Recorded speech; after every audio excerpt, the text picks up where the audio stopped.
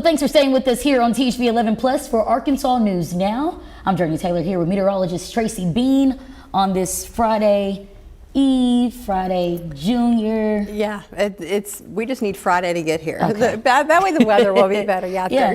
Thursday's taking a little break from the niceness. So now we are seeing a front coming through, and that's going to start to cool things down, but only for a day. And then we've been talking and hearing a lot about these above average temperatures as we're heading into Christmas week. Yeah. Well, yeah, it's definitely going to get warmer. Let's talk about that real quick. So again, a lot of lower clouds today. We've got that front coming through. It's going to whip in a lot of wind today. That's going to be kind of the weather story of the day, if you will. And looking at our live radar, we're seeing that frontal boundary push through and some of the rain that is associated with that, and in those gusty winds along it and through it. But here in central Arkansas, we're seeing a few of those little rain showers passing through, and most of that is still staying off to our west and to the north. Now, we still have a little fog out there, believe it or not, here at this noon hour, 7 miles in central Arkansas, but I think that's because the front is getting a little bit closer. You'll notice these winds are going to begin to shift as we're heading into the next couple of hours, and that will be the frontal passage, and we're going to keep those winds really blowing and gusting 20 to 25, even 30 as we're heading into around sunset. They'll give us a little break and then they'll return for the overnight hours, but we'll talk more about the next few days and your weekend and your holiday forecast coming up. Well, thank you, Tracy. In an end-of-the-year primetime address last night, President Trump touted his accomplishments and outlined goals for the next 3 years. Olivia Renato is at the White House with a recap. Totally failed. Now we're the hottest country anywhere in the world. In a speech to the nation Wednesday night, President Trump highlighted his achievements since returning to office. We inherited the worst border anywhere in the world, and we quickly turned it into the strongest border in the history of our country. The president painted a rosy picture of the U.S. economy under his leadership. We're poised for an economic boom, the likes of which the world has never seen. The president's remarks came ahead of new data Thursday that showed the Consumer Price Index rose just 2.7% in November, indicating that inflation is easing. I am bringing those high prices down and bringing them down very fast. But the latest CBS News polling finds a majority of people, 76%, say their income is not keeping up with inflation. President Trump also addressed rising health care costs as those tax credits from the Affordable Care Act are set to expire at the end of this year, raising health care premiums for millions of Americans. Mr. Trump didn't offer a specific healthcare framework, but said healthcare subsidies should go to Americans and not insurers. I want the money to go directly to the people so you can buy your own health care. You'll get much better health care at a much lower price. As affordability remains a major issue ahead of next year's midterms, the president promised to unveil aggressive housing reform in the new year. Olivia Rinaldi, CBS News, the White House. Well, our coverage continues today of the pretrial hearings for Aaron Spencer in Lonoke County. Spencer faces a murder charge in the death of Michael Fossler, a man he has accused of raping his daughter. His defense and prosecutors are fighting over what jurors will get to see and hear at his trial in January. Yesterday, the judge watched body cam video from a prior encounter showing Spencer talking with police about the alleged sexual assault of his daughter. Prosecutors argued those statements showed Spencer had already decided to kill Fossler because he believed Fossler would never face justice. Well, on the other side, the defense says those statements don't connect to what happened the night Fossler died. In the end, the judge sided with prosecutors, ruling Spencer's statements are relevant to the shooting and can be used in court next month. Spencer admits he shot Fossler, claiming he acted to protect his daughter. THV 11 is back in the courtroom today, tracking every move in this hearing. We'll bring you the latest rulings and any new developments throughout the day on air and online. Meanwhile, flu season has turned deadly in Arkansas. 10 weeks in, the state health department confirms the first flu-related death. Bo Russell speaks with Arkansas doctors who are working to push back against vaccine doubts as peak flu season sets in. Doctors in Northwest Arkansas say flu cases are rising fast. Dr. Gary Berner, the chief medical officer at Community Clinic NWA, says this is the time of the season where the flu can start spreading quickly through families. I think it has a lot to do with everyone goes home for Thanksgiving, and you mingle with your family from Dallas, and you mingle with your family from Russellville, and all of a sudden everyone comes back, and now it has the ability to really take off.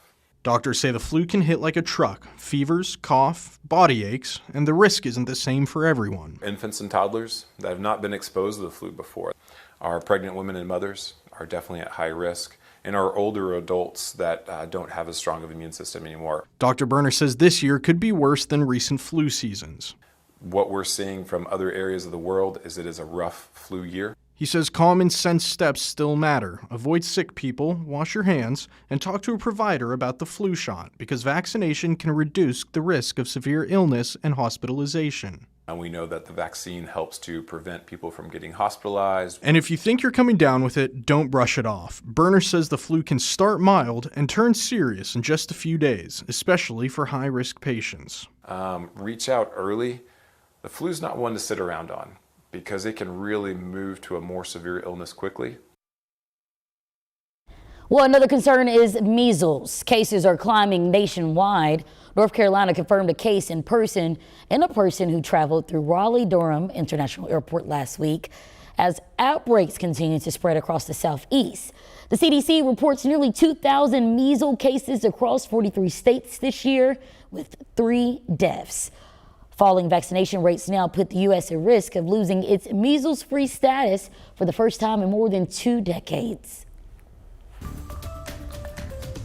Now a closer look at a familiar issue in Pine Bluff: illegal dumping and littering that residents say just won't go away. Neighbors say while trash may be removed, it doesn't stay gone for long.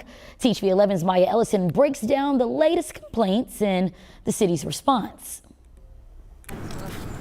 In Pine Bluff, neighbors are once again raising concerns about illegal dumping, a problem they say has persisted for years. It was Monday when photos circulated online showing a large construction dumpster nearly 40 yards long, overflowing with trash along Belmore Avenue. About 8 o'clock, I got a call and some pictures from constituents that's saying that, do something about this. But by the time I got ready to put a plan in action, Carts called me, the grounds person called me about 8:15 or so, and told them that they was investigating. Code Enforcement Director Patrick Lockett says the dumpster was placed there due to a miscommunication. But once it was set down, it quickly attracted unauthorized dumping. If we set a dumpster down, it's just people in town just feel like they ought to just dump in it. Although the trash has since been removed, some residents say the problem goes far beyond one dumpster. With permission, we spoke to a 14-year-old who lives close by, and he says he sees the issue regularly. They'll ride past, let the window down, throw the trash out. They don't pick it up, they don't even try to throw it away. And when they come and clean it up, is it back again? Sometimes it will. It'll probably be about we gotta wait 2 weeks later, and they'll probably do the same thing over and over. In Pine Bluff, littering can result in a fine of up to $1,000. And Lockett says in cases of illegal dumping, letters are sent after a property owner is identified, but many are returned undelivered. We trying to make our community better where we won't have to see that, because that's making our community look bad. Remax owner Wes Brown says illegal dumping has created a financial strain for landowners across the city. Well, it's very frustrating because it costs us money all the time. Every time we have to send someone to a property to pick that stuff up, it's an added expense to the property owner. Now, we reached out to Cards, the city's waste and recycling provider. Thank you for calling Cards in Pine Bluff. Please hold for just a moment while we reach a representative to assist you. We did not receive a response before deadline. Residents say better enforcement, including the use of video evidence, could be key to stopping the cycle. In Pine Bluff, Maya Ellison, THV 11 News. Well, this Christmas is looking a lot different for some folks in Roland after 2 houses caught fire this week, leaving several people displaced. Community members are stepping up to collect donations for those affected to help them move forward after the devastating loss. We caught up with the woman organizing it all, who says even though she's not related to them by blood, they're still her family. As humans, our job is to give love and to put out there in the world what it is we want to get back. So that being said, that's one reason I love this community. This community has more love in it than most of the communities around here. And it's just, we just all pour it into each other. One of the homeowners impacted, Chris Case, says he opened up his home to others in the area needing a place to stay before it caught fire. While dealing with this total loss, he says he really appreciates the support coming his way. Whatever would help, you know, it's really more for the other people that are staying here than me. And I know we already got a donation from one lady, and I wanted to thank her. Well, Jocelyn says you can donate clothes for men and women, all sizes, along with everyday essentials like hygiene products and blankets and backpacks. You can drop them off at her salon on Highway 300 in Roland. Well, Americans are packing up and looking overseas for a new life. What's driving the surge coming up? As the frontal boundary makes its way through the state, it's going to bring cooler temperatures, a little rain, and some gusty winds. We'll talk about how your weekend's shaping up coming up.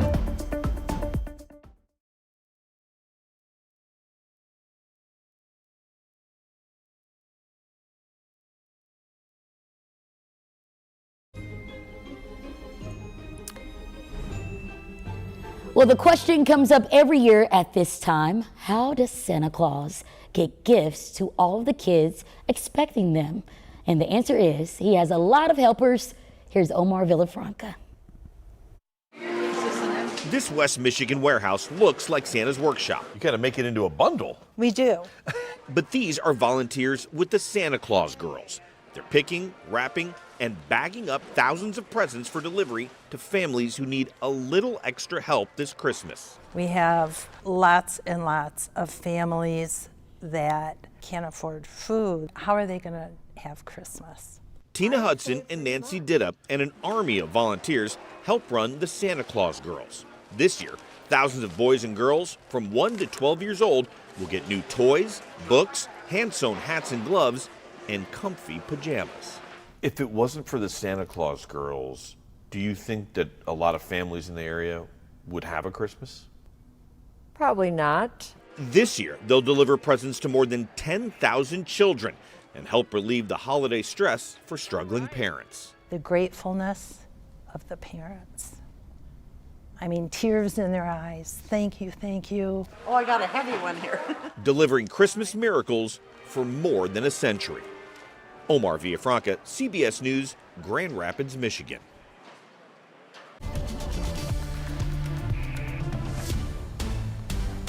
Well, good afternoon. We are just past the noon hour, and we're talking about the next several days where we're going to see, again, a bit of patchy fog still this morning and afternoon, I guess you should say, and then breezy conditions, and it's going to be a bit mild with those showers today. Now, as we're heading into Friday with the boundary that is moving through today, it's going to usher in some cooler air, and that's going to give us, again, a little cooler air for Friday, but then we're going to start to see temperatures going up again, and those above average temperatures will trend through next week, and that means through Christmas as well. Now, looking at our 1 hour radar loop again, still seeing this frontal boundary make its way through. Now we're seeing lots of wind associated with this and even a little bit of that patchy fog lingering. But as it goes through, we are going to see back behind it maybe a bit of clearing, and that's good news. But here in central Arkansas, almost 1 o'clock in the afternoon, we saw a few showers to our south, but we've got another line that is making its way again off to the west. So we'll see another round of rain as we're heading into the next few hours. And talking about that fog, a lot of that, of course, over in eastern Arkansas, but here in central portion, we've been down as low as about 3 miles as of early this morning. We've been up and down again around 3 to 4. So not seeing a lot of impact there, but again, as you're driving around, the roads are wet a little bit, and again, a little patchy fog. So take your time today.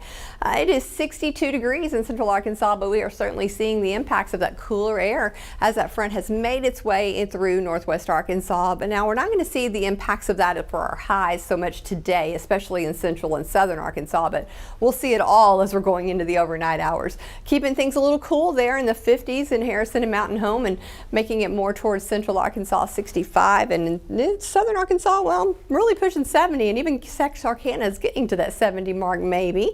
We'll have to wait and see, but those winds are very, very gusty today. Now these are the sustained winds, not the gusts, so we're even seeing sustained winds of around 20 to 25, especially where that boundary is. Here in central Arkansas, we're down just a little bit, but anyway, it could definitely go up as we're heading into the next few few hours now. Looking at these gusts that we've seen the last 24 hours or so, again, 35 there in Fayetteville. So certainly capable of producing these gusty winds here in central Arkansas, just a little over 20. But as we're heading into the evening, we might see a little bit of a break here, but they're going to pick back up in late tonight in the early morning hours. And then hopefully by tomorrow morning when you wake up and get on the road for work or school, things will be settled down and will be nice and light again. So Christmas forecast though is looking very warm. We're going to be above average, those mid to upper 60s for Christmas Eve, Christmas Day, and the day after. But it's also fantastic time for you to get out and about and have a good time with all those new toys that Santa brought you.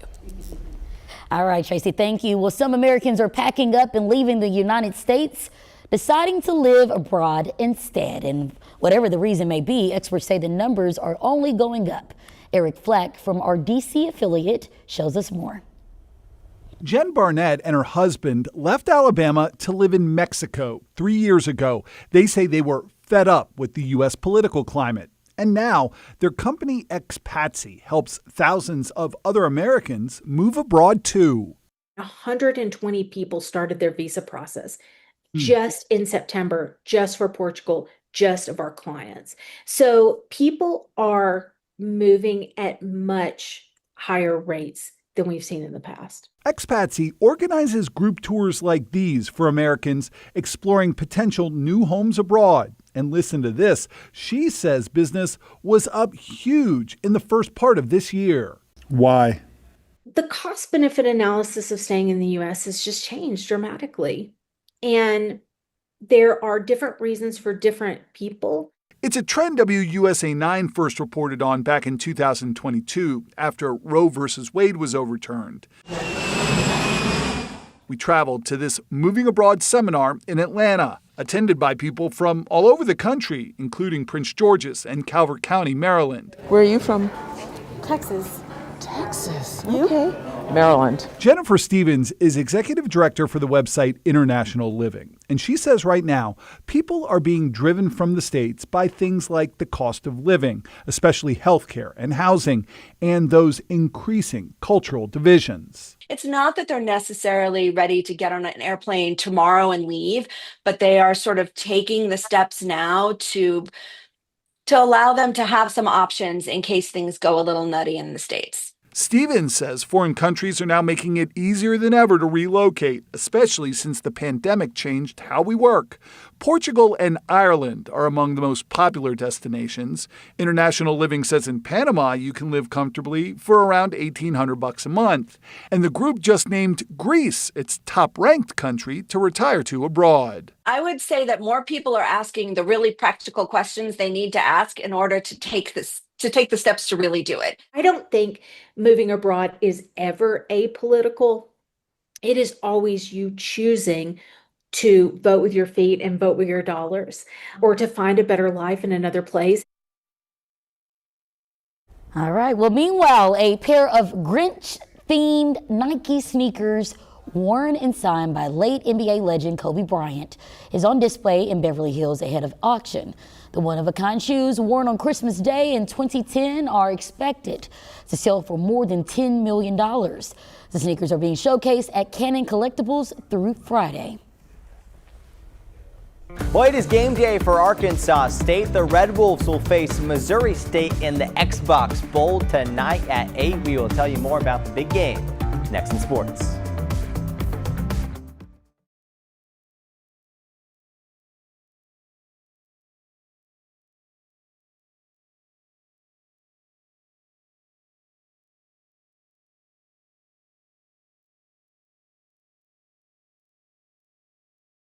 The THV 11 Sports Desk, sponsored by your Central Arkansas Hyundai dealer. Well, we have made it to game day for Arkansas State. They've got their bowl game down in Frisco, Texas tonight at 8 o'clock. The Red Wolves, they've got a roster full of new players with minimal experience playing in a game like this. But one player that actually does have the experience is quarterback Jalen Rayner. The junior will be playing in his third straight bowl game tonight. I've kind of learned to treat it like any other game, prepare like we're going into the national championship, and like there's no tomorrow. So we're preparing to come out with the victory, and you have to continue to, I would say, just prepare like any other game. Well, should be a fun one tonight. Red Wolves will get Missouri State, led by their interim head coach, Nick Petrino. Yeah, that Petrino. It'll be 8 o'clock on ESPN2. All right, we had a lot of college hoops teams in action last night. We'll start with the Lady Razorbacks taking on Kansas City. That was Yvette Mayberry with the triple in the early going. Then it's Talia Jones, a three-pointer of her own. Arkansas enjoyed having her back from injury. She led the way with 24 points. Razorbacks take care of business, winning 92-77. Let's check in on the Red Wolves now. On the road, opening up conference play against Texas State. That's Christian Harmon sinking the tray ball to give the Red Wolves a 6-point lead midway through the first half. A little bit later, give it to Matt Heyman. The Red Wolves were shooting it lights out from beyond the arc. He hits a three-pointer. Red Wolves with the lead by 9 at the half. They pull away and win 89-70. Let's check in on the women's team now. Lady Red Wolves hosting ULM, also in their conference opener. A-State leading the nation in turnovers forced per game, and no different last night. Red Wolves turning over the Warhawks 27 times. Marley Dickerson leading the way. A-State is now 9-3. And finally, the UAPB men also picking up a big win yesterday. It was Kawan Williams leading the way for them. A triple-double, 29 points, 14 rebounds, and a school record 18 assists as the Golden Lions pick up their third win of the season.